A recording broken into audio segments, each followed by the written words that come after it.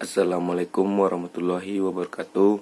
Perkenalkan, nama saya Irfan Ramadan, NIM 2008728. Baiklah, saya akan menjelaskan tugas anatomi fisiologi tentang organisasi tubuh manusia.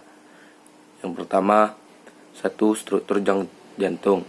Kelainan struktur jantung dapat menyebabkan kegagalan jantung untuk memberikan suplai darah untuk memenuhi kebutuhan metabolisme jaringan. Perubahan struktur vertikal kiri dapat menjadi faktor predisposisi gagal jantung pada seorang pasien, meskipun etiologi pada pasien tanpa penurunan dari ejection fraction berbeda dengan gagal jantung dengan penurunan ejection fraction.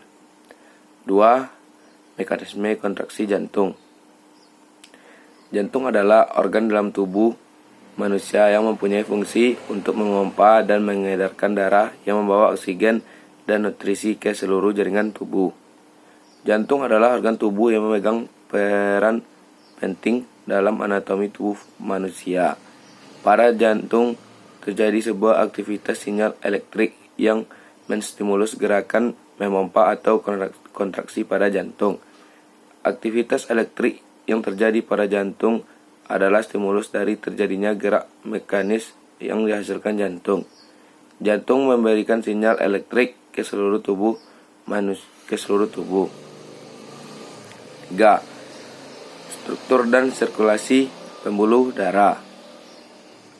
Kompleks juxtaglomerulus merupakan suatu struktur istimewa dan unik yang terdapat dalam ginjal dan memiliki fungsi fisiologi yang sangat penting sehingga diperlukan pemahaman mengenai perannya terhadap pengaturan resistensi pembuluh darah. Pemeliharaan fungsi dan struktur ginjal membutuhkan komunikasi intersel yang terkoordinasi yang diperantarai oleh faktor-faktor autokrin dan parakrin termasuk neurotransmitter, hormon, faktor-faktor pertumbuhan dan bahan-bahan vasoaktif. 4. Struktur darah. 1. Plasma. Ialah cairan darah 55%, sebagian besar terdiri dari air 95%, 7% protein, 1% neutrin. Di dalam plasma terdapat sel-sel darah dan lepingan darah. Albumin dan gamma globulin yang berguna untuk mempertahankan tekanan osmotik koloid, dan gamma globulin juga mengandung antibodi seperti IgM, IgG, IgA, IgD, IgE untuk mempertahankan tubuh terhadap mikroorganisme. Di dalam plasma juga terdapat zat atau faktor-faktor pembeku darah, komplemen haptoglobin, transferin, ferritin, seruplasmin, kinina, enzim, pelipeptida, glukosa, asam amino, lipida, berbagai mineral dan metabolit, hormon dan vitamin-vitamin.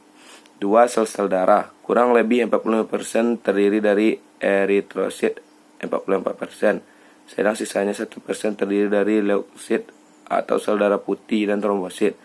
Seleukosit terdiri dari basofil, eosinofil, neutrofil, limfosit dan monosit. 5. Homeostatik. Proses dan mekanisme otomatis yang dilakukan makhluk hidup untuk mempertahankan kondisi konstan agar tubuhnya dapat berfungsi dengan normal meskipun terjadi perubahan pada lingkungan dalam atau di luar tubuh. 6. Imunitas tubuh. Imunitas tubuh dipelajari oleh suatu ilmu yang disebut imunologi. Imunologi merupakan suatu ilmu yang mempelajari sistem imun di dalam tubuh yang berhubungan dengan sel imun, respon imun, imunpatogenesis, dan pencegahan terhadap infeksi, bakteri, virus, parasit, dan jamur. Sekian dari saya. Assalamualaikum warahmatullahi wabarakatuh.